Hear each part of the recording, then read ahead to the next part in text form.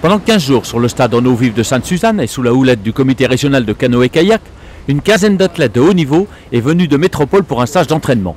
Si une partie d'entre eux avait déjà quitté l'île ce mardi 19 janvier pour d'autres destinations d'entraînement, probablement à la suite de l'indisponibilité de 2 pompes sur 4, il en restait encore un petit groupe pour profiter jusqu'au bout des avantages de ce site dont l'accueil fait l'unanimité. L'équipe du stade d'eau vive est vraiment très accueillante. Voilà, ils nous laissent des fois un petit peu de râpe sur le bassin, ce qui est très très agréable. Et on n'est pas, on n'est pas si nombreux que ça en tant qu'athlète, donc on arrive vraiment à trouver des créneaux horaires très intéressants de navigation. Malheureusement, on a su que le stade d'eau vive avait des pompes qui étaient cassées. Du coup, il n'y a que 2 pompes fonctionnelles sur 4.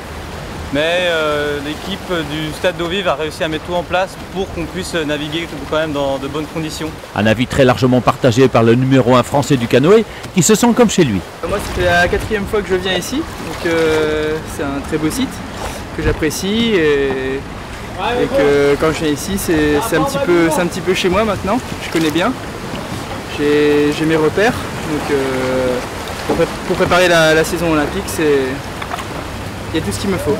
De l'avis des athlètes, ce bassin en eau vive, situé dans une île idéale pour la pratique des sports de pleine nature, est certes plus calme que d'autres sites d'entraînement, mais présente des avantages indéniables pendant la période hivernale en métropole. Ça peut être un très bon bassin d'entraînement pour la préparation physique générale, c'est-à-dire un début de saison, pour les endroits qui ont besoin de retrouver un petit peu de chaleur et surtout pour faire plein de randonnées, des footings.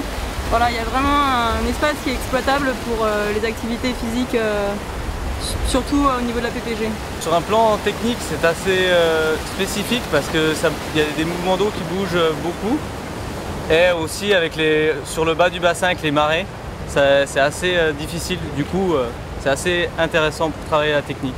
Le bassin n'est pas à son meilleur niveau, mais à cette période-là de l'année, c'est pas forcément un inconvénient pour moi. Parce que moi, là, je suis sur un bloc un petit peu, je travaille le physique.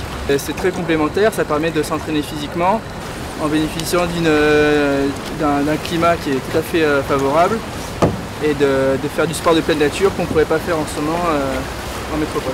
Depuis 3 ans, il semble donc que le stade en eau vive de Sainte-Suzanne s'inscrive durablement dans le programme d'entraînement hivernal des athlètes de haut niveau. Espérons que cette étape india-océanique sera de bon augure pour ceux qui défendront les couleurs de la France aux prochains Jeux Olympiques de Rio.